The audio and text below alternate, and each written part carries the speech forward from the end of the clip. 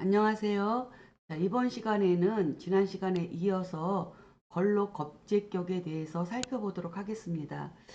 자, 지난 시간까지는 걸록 겁제격에서 용신으로 쓰는 경우를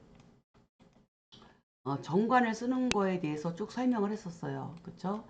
그래서 이 정관을 써야 되는데 이 정관을 쓰려면 재성이나 인성이 있어야 된다. 이렇게 설명을 했고, 그리고 나서 걸록 겁제격에서 정관을 쓰는데 인성으로 쓰는 경우의 예문을 공부를 했고, 그 다음에 걸록격 겁제격에서 정관을 쓰는데 재성만 있는 경우에 대해서 또 공부를 했고요.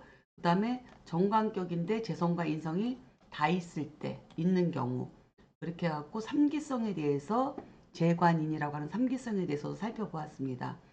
그리고 지지에서 회합이 되어가지고 겁재가 재성으로 바뀌는 화겁이제라든가, 또는 비경겁재가 회합으로 식상으로 바뀌는 화겁이생에 대해서까지 살펴봤어요.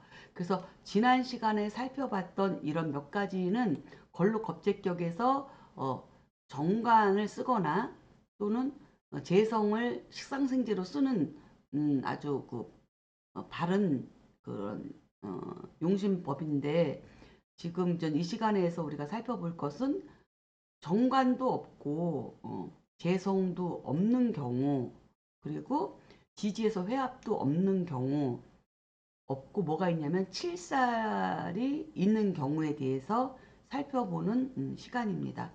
한번 문장을 읽어보면서 본문을 읽어보도록 하겠습니다.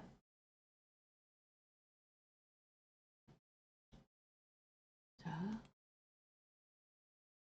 지용사리 우제 본위불미, 그 다음에 연능 거 살존재 우성귀격 무진개해 이모 병호 합살 존재, 그 다음에 원내각 명시야 그랬습니다. 자, 문장을 살펴보면 살을 용신으로 하는데 또 재가 있으면 본래 아름답지 않게 된다. 그러니까는 아름답지 않다는 것은 좋지 않다는 거죠. 좋지 않다는 것은 파격이죠. 다시 얘기하면 살을 용신으로 쓰는데 거기에 또 재성까지 있으면 재생살이 되어서 본래는 아름답지 않다. 이건 파격이다 이거죠. 파격이다. 근데 연능 거살 존재. 그러나 능이 이 살을 거해버리고 재성만 남긴다면 또한 귀한 격국을 이룰 수 있다. 그 얘기를 하고 있는 거예요. 자, 무진, 개해, 이모, 병호는 살을 합하고 재성을 남겨서 남긴 건데, 이 사람은 원내각의 사주가 이렇다라고 지금 예문을 제시하고 있습니다. 자, 그럼 한번 예문을 살펴보겠습니다.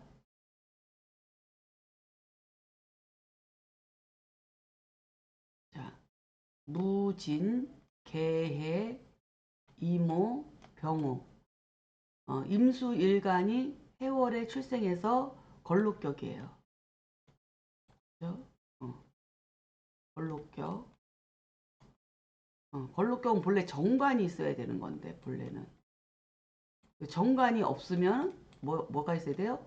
재성 플러스 식상이 있어서, 그쵸? 비경겁제를 이렇게 변화시켜 갖고 재를 생하게 만들어도 귀한 격국이다 라는 것을 앞에서 공부를 했어요. 어, 근데 이사주는 지금 걸록격인데 정관이 없어요. 그리고 재성은 있는데 식상 또한 없어요. 그래서 없고 겁재만 나와 있어서 오히려 쟁제만 하는 형국이에요. 근데 정관 대신 뭐가 나와 있냐면 이렇게 칠살이 나와 있어요. 칠살이. 그렇죠? 칠살이 나와 있어서 원래는 벌록 겁재격은 정관을 써야 되는 거고, 식상생제를 써야 되는 건데 칠살 자체도 꺼리는데 거기다가 편제까지 나와서 편제가 재생살로 이렇게 돋고 있으니 이것은 파격인 거죠. 파격. 파격인데 이 사주는 특이한 게 뭐냐면 월간의 개수가 겁재가 투간해가지고 이 개수 겁재가 칠사라고 이렇게 합으로 묶은 거예요. 합의된 거예요. 이렇게 합의됐어요. 앞부분에서 기억나실지 모르지만 그 비경 그 비경겁제 이거 격북 얘기할 때 정관이 나와 있어서 재생관이 되어서 뭐 사주가 좋다 하는 예문이 있는데 잘못된 거라고 제가 한번 얘기했던 사주가 있었는데 그 사주랑 좀 비슷한데 어쨌든 이 사주는 이렇게 그거는 정관이 합의됐으니까 이제 합격이고 여기는 칠살이 이렇게 합의됐기 때문에 이거는 오히려 성격이 되는 거예요. 칠살이 이제는 그 재생살까지 되어서 일간을 극상하는데 이 겁재가 이렇게 무게합으로 칠살을 합해가지고 이 재생살 돼서 이 재가 다 설기되는 것을 막은 거죠. 겁재가 이렇게 묶어가지고 그래서 겁재도 재화되고 칠살도 재화되고 오로지 이 걸록격이지만 겁재와 살이 묶여서 이 재를 일간인 내가 혼자 취할 수 있는 이런 여건이 만들어진 거죠. 이것도 성격이 된다는 거예요. 이런 경우도. 그래서 잘 살펴보셔야 됩니다. 자, 한번 해설을 보겠습니다. 걸록 월겁격에서 칠살을 쓸 때는 칠살이 재화가 되어야 하는데 그래서 이 걸록 업제격에서는 양인격에서는 칠살을 그냥 쓰지만 걸록 겁제격에서는 칠살을 그냥 쓰면 안 돼요. 칠살은 재화시켜서 써야 돼요. 그래서 재화는 뭐 합사를 하든 식신제사를 하든 살인상생을 하든 어떤 식으로든 재화를 시키든가 안 그러면 칠살이 뿌리가 약하면 그냥 쓸 수도 있어요. 정관처럼. 그래서 그런 걸 잘 살펴봐야 됩니다. 어쨌든 칠살을 쓸 때는 칠살이 재화되어야 하는데 재성을 만나면 합격이 된다는 거죠. 그렇죠? 재성을 만나면 이렇게 임술관이 걸록격에 칠살을 쓰는데 이렇게 재성을 만나서 재생살을 하기 때문에 이거는 합격인 거죠. 합격인 이유는 뭐예요? 합격인 이유는 살을 강하게 하는 것도 위험하지만 재가 다 살한테 가는 거예요. 그래서 위험해요. 정관은 재생관을 하더라도 그 일간을 보호하는 테두리 역할로서 재생관을 받아들이는데 칠살은 다 이 재를 갖다가 살로 작용하기 때문에 남 좋은 일을 시키거든요. 그래서 이 재성을 보는 칠살은 합격에 준하는 거예요.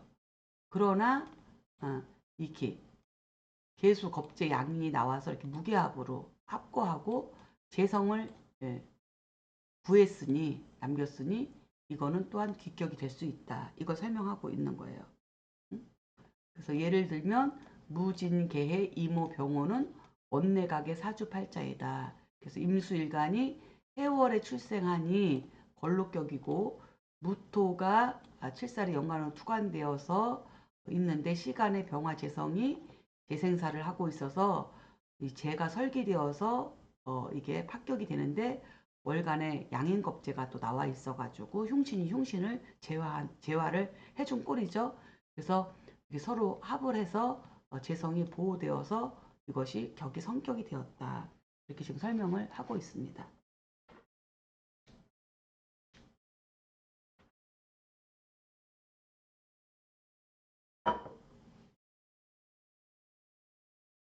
그래서 이런 케이스 잘 기억했다가 실관에서 활용하시면 될 것 같습니다. 자, 다음 문장 보겠습니다. 자, 기록겁 직격 무제 관이 용 상식 설기 태과 그 다음에 여귀 수기 그랬습니다. 자, 그러면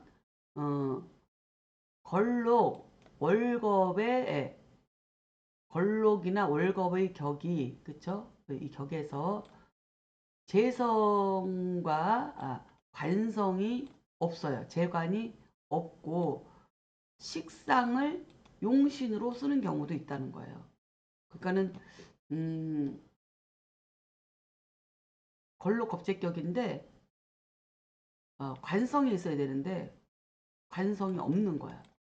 관성이 없으면 관성을 기준으로 재인까지 있어야 되죠. 재성이나 인성이나. 근데 이거 없고 그러니까 단독으로 재성만 있다. 그럼 재성만 있으면 식상의 도움으로다가 격을 성격시킬 수 있는 거 배웠어요. 지지에서 화거비생, 화거비제 돼서 바뀌는 것도 배웠고 또 칠살이 이렇게 재생살되는 그런 구조가 있을 때 합살이 되고 재가 남으면 격이 성격되는 경우 다 이치적으로 맞아요. 근데 여기서는 지금 뭐라고 했냐면 그게 다 없는 거예요. 그게 다 없고 그냥 달랑 걸로 겁재격인데 식상만 있는 거예요. 식상만. 재성도 없고. 그럼에도 불구하고 이것이 귀격이 될 수 있다는 거예요. 그래서 음, 그래서 이거는 식상이 이제 용신이 되는 거죠. 용신을 써서 뭐였냐면 그 태가함을 설계한다. 그 태가함이 뭐예요? 걸록겁재격이니까 비견겁재의 태가함을 무엇으로 식상이 이렇게 설계해서 중화를 이루게 한다는 거죠. 그렇게 하면 또한 수기가 뛰어나서 수기가 뛰어나게 된다. 그래서 그것도 하나의 식상만으로도 격이 이루어진다. 지금 이 얘기를 하고 있는 거죠. 자, 그러면 해설을 한번 살펴보겠습니다. 자, 걸록이나 겁재격에서 재성과 간성이 없으면 식상을 쓸 수 있다고 지금 설명하고 있는 거죠. 그래서 일간이 월지에 로강지를 갖추고 있으니 그 태감을 식상으로 덜어내어 빼어난 사주가 되게 한다는 거예요. 근데 그 중에서도 특히 봄에 태어난 목일간이 병화를 보거나 가을에 태어난 금일간이 수를 보는 경우는 더욱 뛰어나다. 이렇게 지금 해설을 달았습니다. 자, 그럼 이게 무슨 소리인지 다음 문장을 살펴보도록 하겠습니다.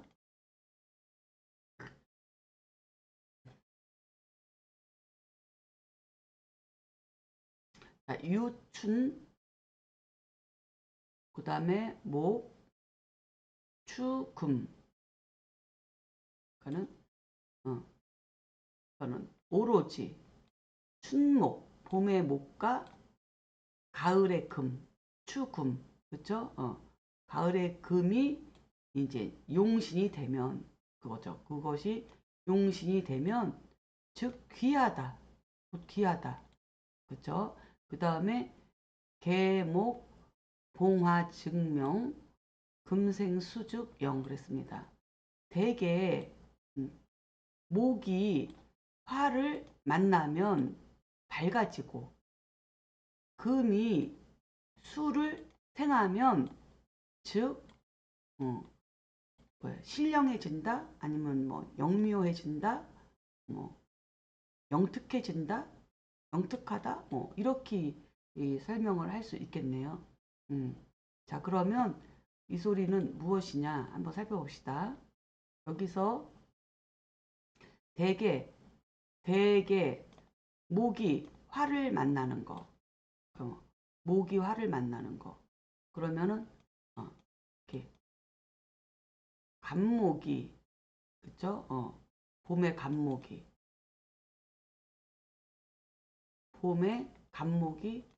병화를 만나는 거 그러면 밝아진다. 이거 뭐야? 목화통명이죠? 목화통명을 지금 얘기하고 있어요. 목화통명을. 그러니까는 이 봄의 간목이 병화를 만나는 거. 그럼 이 목화통명 자체로 이게 격이 성격된 거하고 똑같아요. 이 자체가 이미 빼어나기 때문에. 그 다음에 금생수 즉 영 그랬어요. 그러면 금이 가을의 금 입춘절기를 얘기하는 거예요. 경금일간이 신월을 얘기하는 거죠. 그래서 가을 입추절기에 경금이 수를 만나는 거 수를 생하는 거, 이렇게 금생수로 생하는 거. 이렇게 수를 금생수 하는 거. 신금이 금생수해서 이거 회합이 되는 거죠. 금생수 하면 아주 영묘하고 영특하고 신령스럽고 아주 뛰어나다. 그냥 한마디로 영하다, 뛰어나다 이렇게 볼 수 있겠죠. 보통 사람보다 훨씬 뛰어나는 그런 영묘함을 갖춘 그런 사주가 된다. 영특하다. 이렇게 살펴보는 거예요. 그래서 이거는 목화통명을 이야기한 거고 이거는 금수상함을 이야기한 거예요. 이거는 오로지 그냥 이 자체만으로 격이 성격된다는 거예요. 이 자체만으로. 금수상관, 이 상관 하나 갖고 있는 것만으로 그 다음에 병화 하나 갖고 있는 이 식신 이거 하나만으로 이거 상관, 지지의 상관 하나만으로 천간의 병화 하나 있는 것만으로 봄의 목과 가을의 금은 이 식상 하나만 있어도 곧 귀한 격국이 된다. 이렇게 지금 설명을 하고 있습니다. 자, 그럼 한번 해설을 보겠습니다. 비겁의 걸록이나 겁재격이 재성과 간성이 없어도 식상의 설기로 인하여 귀한 사주가 되는데 이것은 오직 봄에 출생한 목일간이 식상을 쓰는 것과 가을에 출생한 금일간이 식상을 쓰는 경우만 해당된다는 거예요. 그 이유는 봄의 목은 목화통명을 이루고 가을 금은 금수상함을 이루기 때문이다. 그래서 목화통명은 봄의 한습한 기운이 병화를 만나서 이렇게 밝고 화창하게 만들어서 목도 양이고 소양이고 화는 태양이잖아요. 그래서 그 목화 소양과 태양이 만나가지고 큰 양으로 퍼져 나가는 거죠. 근데 그것이 인월의 입춘절기이기 때문에 봄은 봄이지만 아직 추운 절기에 이렇게 밝게 이렇게 퍼져 나가기 때문에 그 자체만으로도 뛰어나다는 거죠. 그게 목화통명이고 금수상함은 가을 경금일간이 신월이니까 입추절기니까 말만 가을이지 8월달 양력 8일이라 후덥지근하게 가장 더운 그런 계절이죠. 그런 마른 계절에 자수를 만나서 신자로 금생수하면서 회합을 하면은 그 자체가 금이 마른 금이 촉촉하게 아주 적셔져 가지고 뛰어난 능력과 그런 어떤 그 뛰어난 능력이 비교 남하고 비교 하기 어려울 정도로 아주 뛰어나다 이런 의미로 받아들이면 될 것 같습니다. 그래서 가을의 마른 기운이 윤택한 수를 만나는 것이다. 이렇게 되면 귀하고 뛰어나다. 이렇게 설명을 하고 있습니다. 자, 다음 본문을 또 읽어보도록 하겠습니다.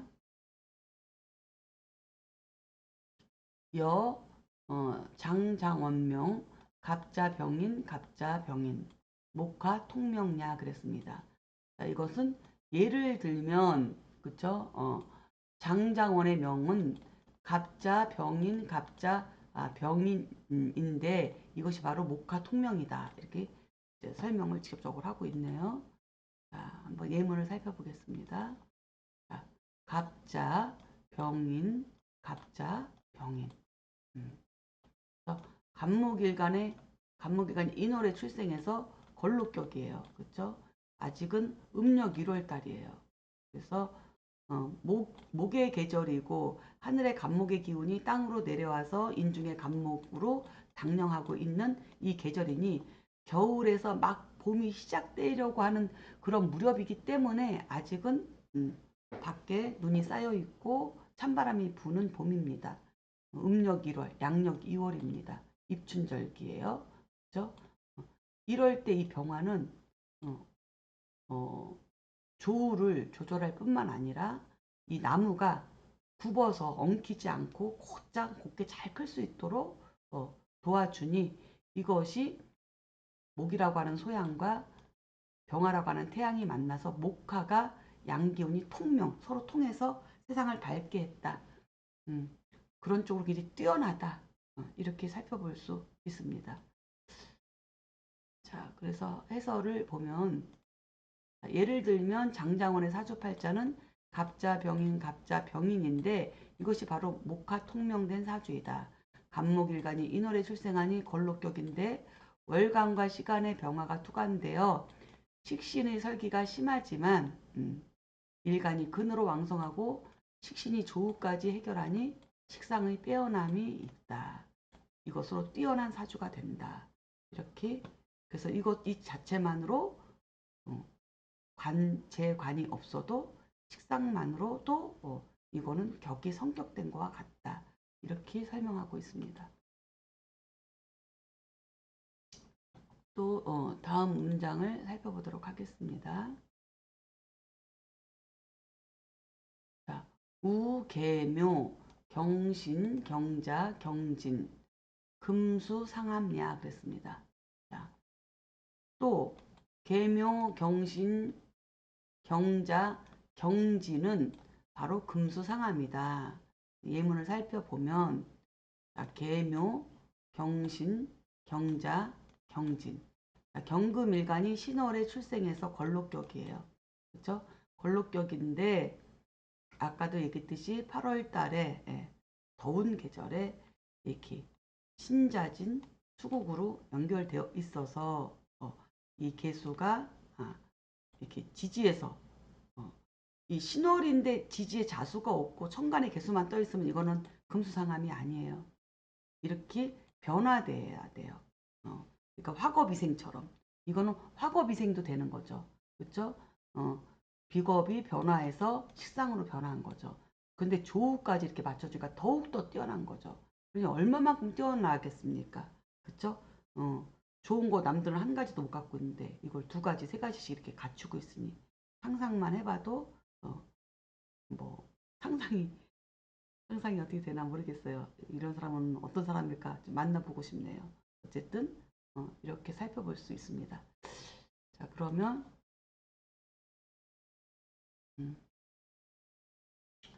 뭐 금수상함도 금수상함이지만 화겁이제에 제까지 쓰고 있는 사주네요. 그렇죠? 근데 이제 요런 경우는 저는 좀 문제가 있긴 하죠. 이렇게 화겁이제가 되고 금수상함에 똑똑하긴 한데 이 재성이 원진을 먹고 있네요. 그렇죠? 원진을 먹고 있고 또 자묘 향살도 먹고 있고 그래서 이제 부친의 해로움 내지는 재물 관리는 좀 본인이 잘 안 될 것이다. 현대 사회에서는 뭐 사기당할 만한 사주다. 재성에 원진살이 붙으면 대모살이라고 해서 그런 일들이 종종 발생합니다. 잠깐 너무 격국만 얘기해서 지루할 것 같아서 잠깐 신살 얘기를 좀 했습니다. 자, 다음 해설을 보겠습니다.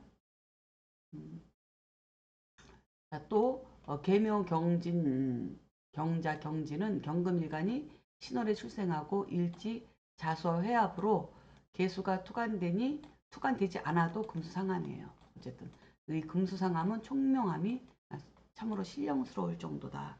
이렇게 설명을 하고 있습니다. 아직 제가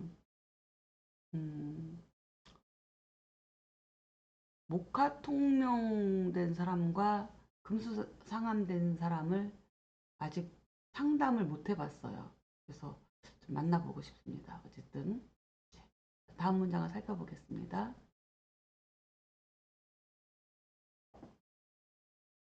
경유록겁이 관살 경출 그 다음에 필취 청방위 귀격 그랬습니다. 이것은 걸록과 겁제격이 관살이 다투어서 투출하는 경우 반드시 이때는 청함을 취해야 비로소 뭐가 된다? 귀격이 된다. 이렇게 설명하고 있습니다. 그러니까 해설을 보면 걸록격과 겁제격은 걸록격이나 겁제격에서 혹시 관살이 혼잡된 경우, 그렇죠? 관살이 혼잡된 경우에는 어떤 경우이든지 반드시 합살이나 합간을 해서 둘 중에 하나는 합으로 묶어서 청하게 써야 귀격이 된다. 지금 이 설명을 하고 있습니다. 그러면서 이어서 살펴보겠습니다. 예를 들어서 그쵸? 여일, 평장명, 신축, 경인, 갑진, 을의, 합살, 유관야 그랬습니다. 이 얘기는 뭐냐면 예를 들어 한 평장의 명조가 어,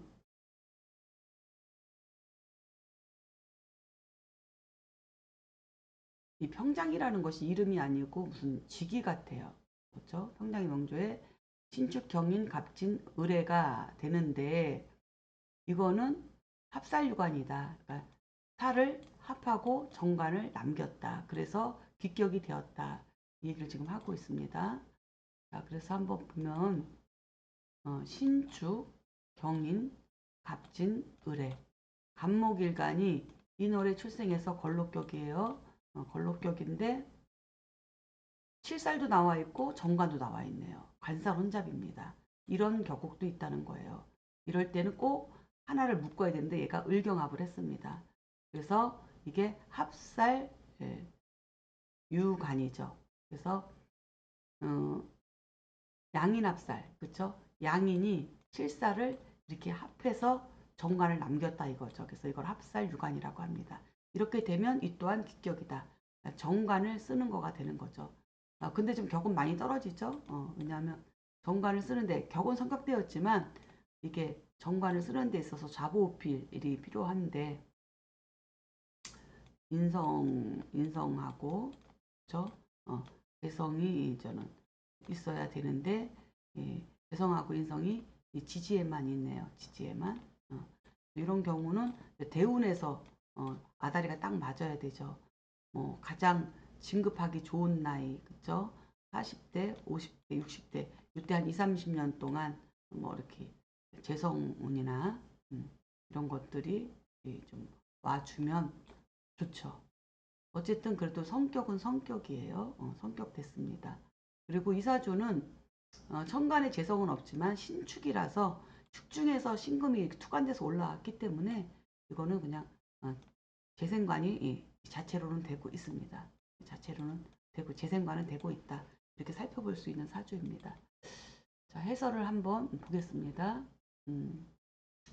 자, 예를 들면 어느 평장의 사주는 신축, 경인, 갑진, 을해이다. 그러니까 간목일간이 인월에 출생하니 걸록격이고 연간의 신금과 월간의 경금은 관살혼잡으로 노출되었다. 이때 시간의 을목 양인과 월간의 경금 칠살이 합하여 정관을 청하게 하니 성격이 되었다. 이렇게 설명을 하고 있습니다. 그리고 재성도 지지에서 바로 통근돼서 투관으로다가 이렇게 수출돼서 재생관을 하고 있는 거 이런 것도 챙겨보셔야 됩니다. 자, 됐고요. 자, 다음 문장을 또 한번 살펴보도록 하겠습니다. 또 예문이네요, 바로. 또 신의, 경인, 갑신, 병인, 제살, 유관야 그랬습니다. 자, 이거는 또 뭐예요? 예를 들면 신의, 경인, 갑신, 병인은 살을 제하고 그렇죠? 뭐야? 정관을 남긴 예이다. 제살, 유관. 살을 제하고 정관을 남겼다. 아까는 합살 유관인데 이거는 합은 아니고 살을 제하고 정관을 남겼다는 거죠. 이게 다른 거예요. 그럼 한번 살펴보겠습니다. 자, 신의, 경인, 갑신, 병인. 그러니까 간목일간이 인월에 출생해서 걸록격인데 이것도 칠살과 정관이 이렇게 같이 나왔어요. 나왔는데 이 병화는 멀어요. 병신합이 안 돼요. 멀어서 이렇게 먼 거는 천리길이에요. 이건 합이 안 돼. 마음만 있는 건 합은 안 되는 거예요. 그러니 합은 못하고 뭐예요? 이 병화가 이렇게 화급금은 할 수 있는 거죠. 합은 안 돼도. 그래서 살을 제했다는 거예요. 칠살을 제하고 정관을 남겼다는 거예요. 얘는 합이 안 되기 때문에. 그래서 이런 부분은 2부, 아니 일부에 있어요. 일부에 이런 거 합이 되고 안 되고 이런 것들은 일부에서 형충해합을 논함장에 있으니 예, 이게 좀 의아하신 분들은 일부로 돌아가서 다시 복습을 좀 하시고 함부로 다시 오셔서 분석을 해보시면 될 것 같습니다. 이건 다 지금 자평에서 지금 이렇게 얘기하고 있잖아요. 그래서 일부에서 이론적으로 가리키고 그것을 적용해서 지금 이렇게 심혜천 선생님이 설명을 하고 있는 거예요. 분명히 여기서 이야기를 하고 있죠. 제살유관이라고. 그러면 이게 합관유살이라고 해도 되잖아요. 이게 합이 될 것 같으면. 그렇죠? 만약에 간목일관에서 이게 합이 된다고 하면 이거는 합관살이 남는 거, 합관유살이 돼야 되는 거죠. 근데 이건 멀리 있는 합이라 안 된다는 거예요. 그래서 이거는 제하기만 한 거예요. 그래서 식신이 살을 제하고 정관이 남아서 이거는 제살유관이 되었다. 이런 케이스 잘 기억해 주세요.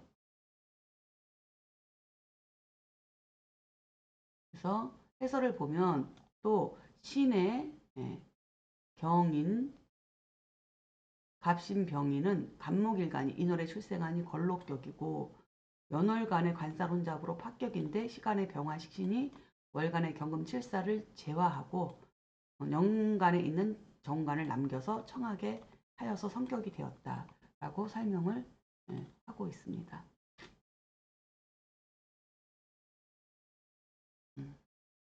자, 다음 문장을 살펴보겠습니다. 당, 혹, 양관, 경출, 역수, 제복, 소위, 쟁, 정관, 불가무, 상야 그랬습니다. 자, 이거는 뭐냐면 혹시 정관이 두 개가 다투어서 출현한다면 그렇죠? 아까는 관사론잡이지만 정관이 두 개가 나와 있는 경우도 있잖아요. 그렇죠? 걸록겁제격에 정관이 두 개가 나와 있는 경우 이렇게 출현한다면 또 역시 뭐 해야 된다고 제복해야 된다는 거예요. 급제해서 이렇게 엎드리게 해야 된다. 정관이 두 개 있으면 하나 없애야 된다는 거예요. 제복해야 된다는 거예요. 그러니까 뭐 상반경관 시켜야 된다는 거예요. 이런 거 잘 기억해 두셔야 돼요. 그래서 제복해야 된다. 소위 이른바 정관이 다투니 서로 정관 두 개가 서로 다툰다는 것은 뭐예요? 하늘 아래 태양이 두 개가 있다는 거죠. 그러면 안 된다는 거야. 다투게 되니까 뭐 하는 거예요? 그 상관으로 상하게 해서 상하게 해도 상함이 없다. 상하게 해야 상함이 없는 것이다. 이거죠. 한마디로 얘기하면.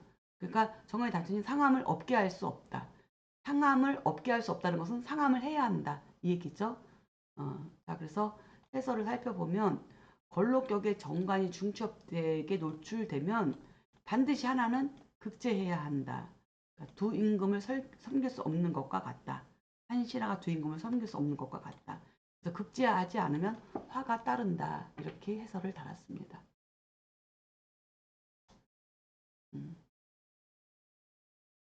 자, 이어서 본문을 읽어보도록 하겠습니다.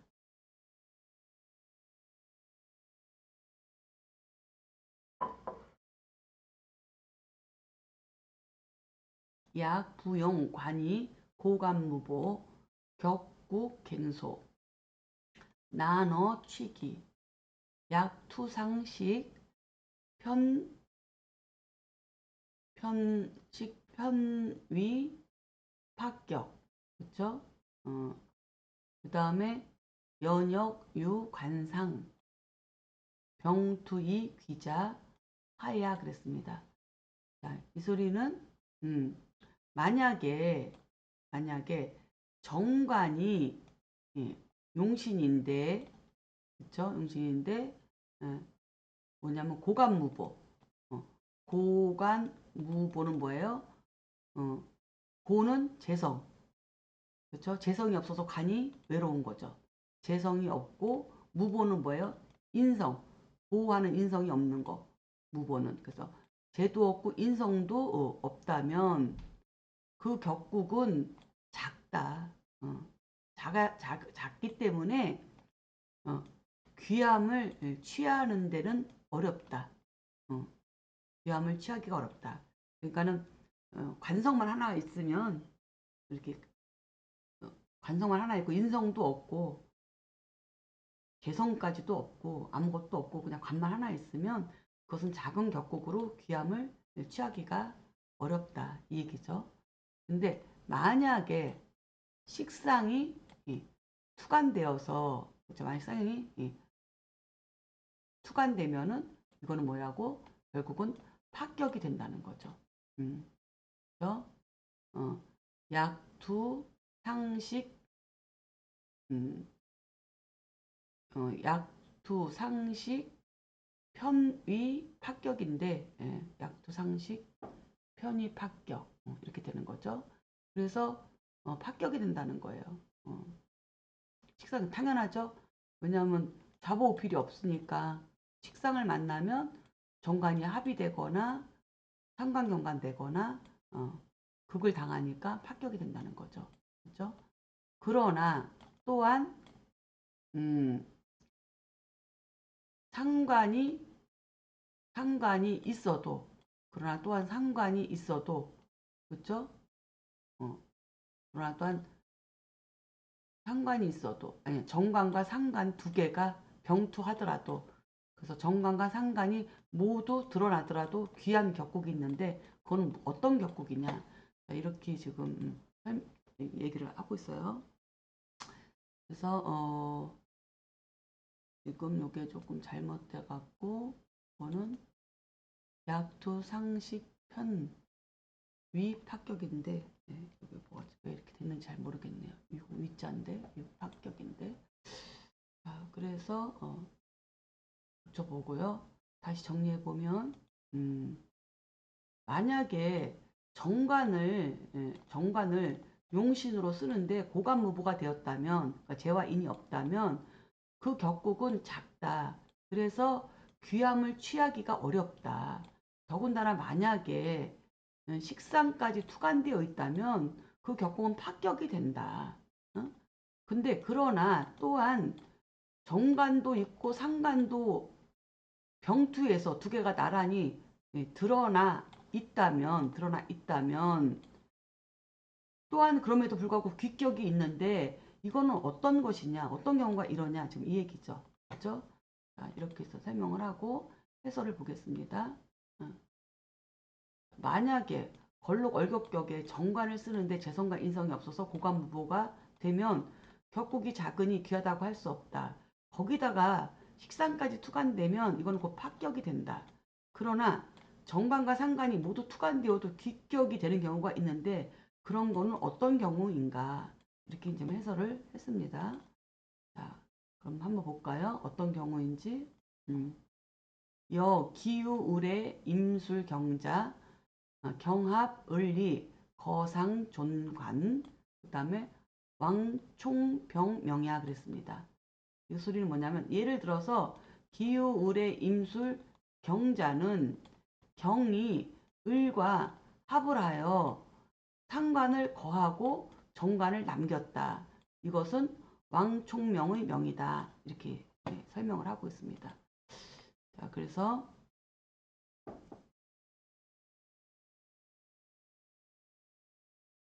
사주를 살펴보면 자, 기유, 을의 임술, 경자. 자, 임수일간이 해월에 출생해서 걸록격이죠. 해월에 출생해서 걸록격인데 이 사주는 정관도 나와 있고 상관도 나와 있어. 그렇죠? 정관과 상관 나왔는데 이것은 귀격이래. 그 이유는 뭐냐면 시간의 경금이 을목하고 이렇게 을경합을 해서 상관을 합으로 묶으니 상관이 드러나 있다 하더라도 상관을 묶어서 정관을 보호했기 때문에 이것은 격이 성격되었다. 원록격으로. 이거 설명하고 있는 거죠. 자, 해설을 보겠습니다. 그러니까 예를 들면 기유, 을의 임술, 경자는 왕총병의 사주인데 임수일간이 해월의 걸록격이에요. 그래서 근데 연간에 기토, 정관 나와 있는데 월간에 을목이 나와서 상관경관을 해서 합격이 되는데 그쵸? 시간의 경금 그쵸? 시간의 경금 편인과 합하여 묶이니 상관은 이 상관은 정관, 기토를 파극할 수가 없다. 이것이 걸록격에 식상이 투관되어도 성격된 예이다. 그래서 뭔가 특별한 게 있는 줄 알았더니 그것이 아니고 흉신이 이렇게 합으로 묶인 거예요. 그렇죠? 이런 경우는 당연하죠. 이런 경우는 당연히 성격이 됩니다.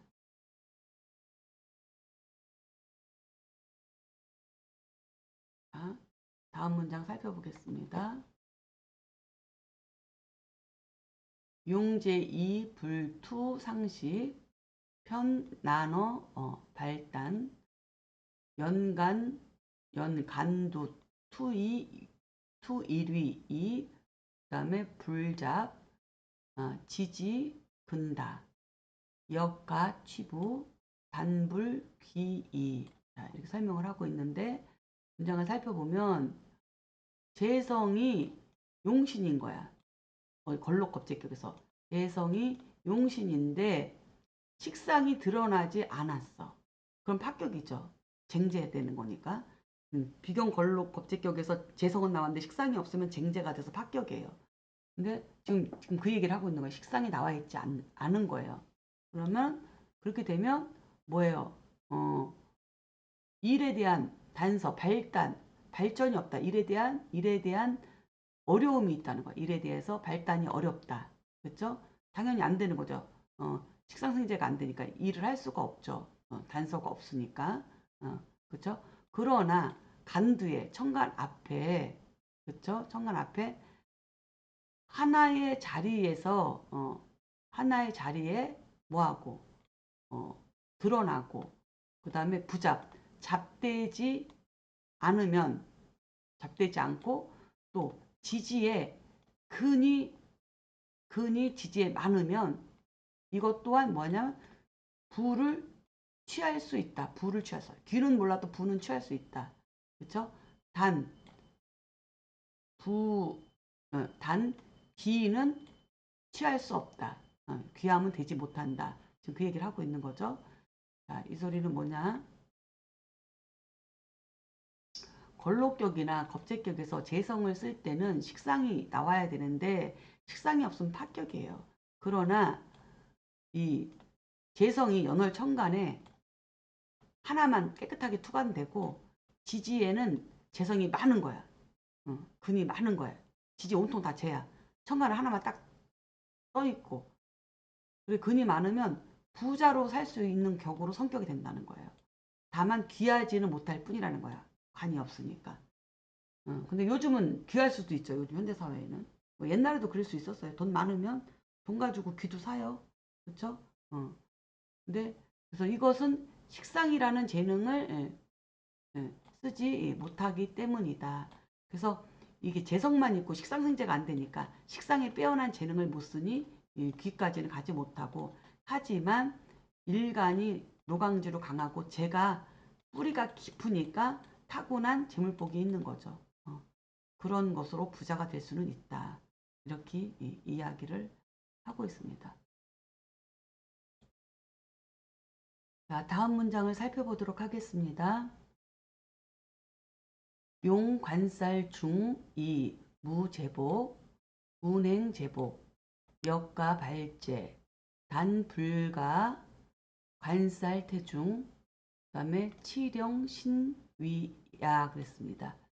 자, 이 소리는 무거운 관살을 용신으로 하는 경우 제복하는 것이 없으면 운에서 제복하는 운에서 제복하는 것으로 행하게 되면은 또한 발제가 가하다. 그러니까 발제는 뭐예요?